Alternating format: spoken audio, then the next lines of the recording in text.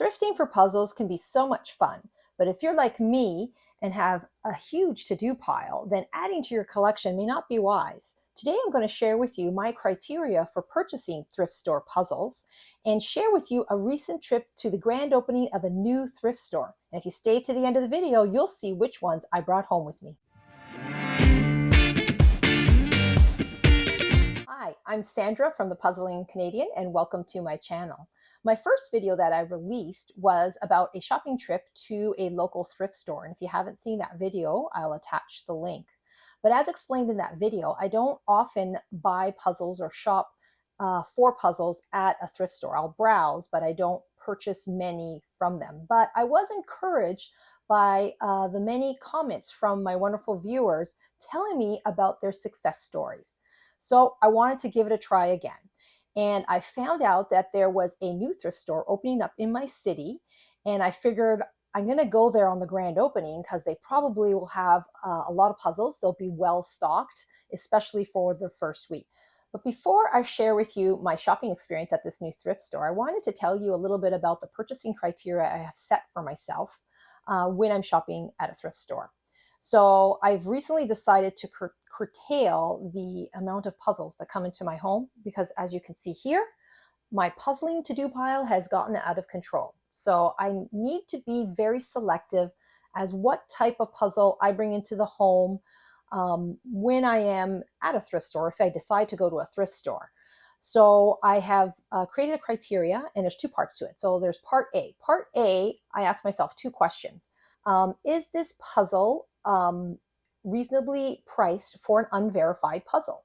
And is the puzzle secure, the puzzle piece secured in the box? So is there an elastic around there? Is it taped? Is it in a Ziploc bag? Does it look like there's no loose pieces? So those are the two things that are very important to me, and I make sure those are in place first. So once I've met that criteria for a puzzle that I'm interested in, then I move on to the next criteria, which is part B. So I ask myself these questions.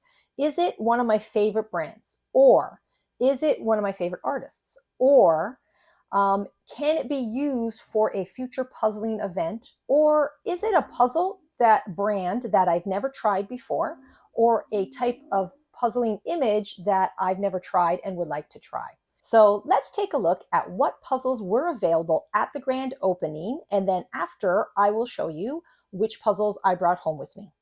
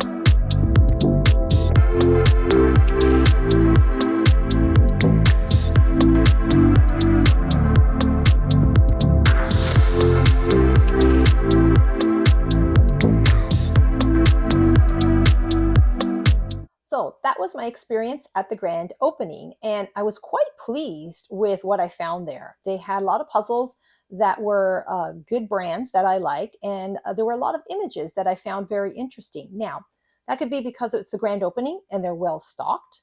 I don't know. I guess I'll have to go back in a few months just to see if the selection continues to be very good. So let's take a look at the puzzles that I brought home. I ended up picking up 3 puzzles. So these were the ones that I brought home.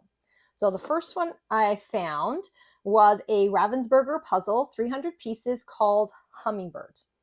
And this one, as you could see, it was very secure. They all had, a lot of them had, or most of them had elastics around them, and it's reasonably priced. And this is one of my favorite brands. Of course, I loved Ravensburger. And I'm also going to use this for a future event. Next one that I found was this Lazy Days 750 pieces masterpiece puzzle. So a nice little scenic. And again, this box is taped. You can't see it, but the person taped the box, so nicely secured, good price.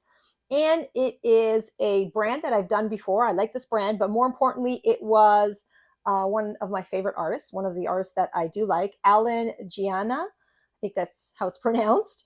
And I also will be using this for a future puzzling event, again, for the silver round of the Summer Puzzle Olympics. And the last one is this one over here, 1,000 pieces White Mountain, called Spring Kittens. So White Mountain is one of my favorite brands, and Steve Crisp is the artist, and that's one of my favorite artists also.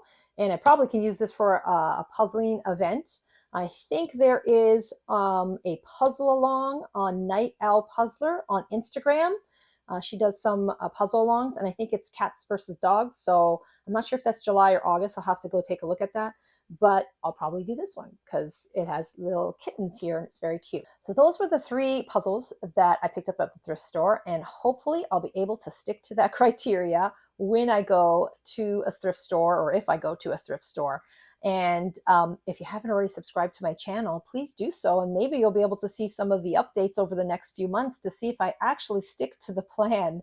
I'd love to learn about your criteria for thrifting puzzles, if you have any. And if you don't, maybe you want to establish some now that you've seen this video. Please feel free to leave your thoughts in the comment section. Thank you for visiting my channel, and I hope you enjoyed this video. Until next time, happy puzzling.